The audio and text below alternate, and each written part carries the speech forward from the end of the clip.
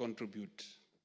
And on the onset, Mr. Speaker, I want to support strongly the support that I'm giving, Mr. Speaker, in this amendment. First, this House and this government must know, it must know, Mr. Speaker, that education has become dynamic. Days are gone, Mr. Speaker. Days are gone when students who are joining schools were told to repeat classes because they have not passed exams of those classes. That way, Mr. Speaker, if one has to repeat, because during our time when we were growing up, and the same time with you, Mr. Speaker, if you don't get some 50% mark, you are told to repeat a class. That could procrastinate some age.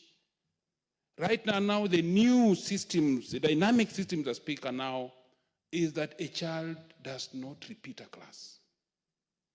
Secondly, Mr. Speaker, days are gone when those who are joining universities were coming from Form 6.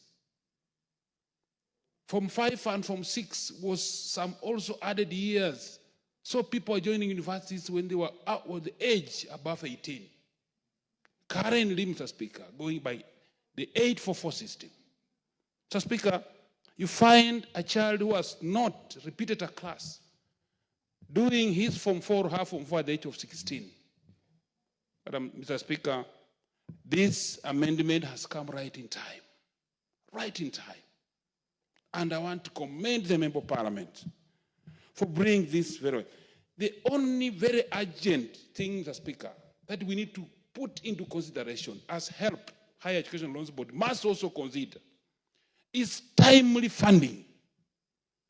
So that let those students who are joining university know their fate of how much they have been funded 6 months before joining.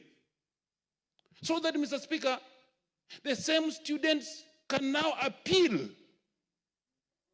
When they appeal, Mr. Speaker, and then the appeals board consider the appeals 2 months or 1 month before they join, so that students who are joining universities can join and enjoy the fruits of their hard work.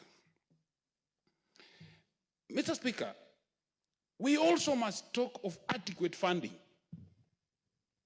Funding, Mr. Speaker, is giving each, as I talk today, the current funding model with its problems, I'm starting to get calls that those students who appealed, who placed in wrong bands and appealed, have not been given feedbacks, and they're going to sit for the semester exam, and most universities have a zero balance, Mr. Speaker, that if you don't clear fees, you don't sit for the exam. So there are no exam guards. I want this thing to be expedited very fast, so that some of these funding models, we go to the funding model that will assist most of our students. If this current funding model was assisting during our time, Mr. Speaker, you and me, we wouldn't be where we are. We wouldn't have graduated. This is the harshest models. And if we can go by way of doing these things, Mr. Speaker, what I'm happy of, and very much happy of, is that this amendment, Mr. Speaker, will cure the problems that we've had from Higher Education Loans Board. And also, I will also urge, Mr. Speaker, that as we do this, let us make the application of this funding be very simple, Mr. Speaker. During your time and my time, Mr. Speaker, we were applying on simple, just fill a form, take to the office, and get the money. Okay, Mr. Speaker, that had no much complications.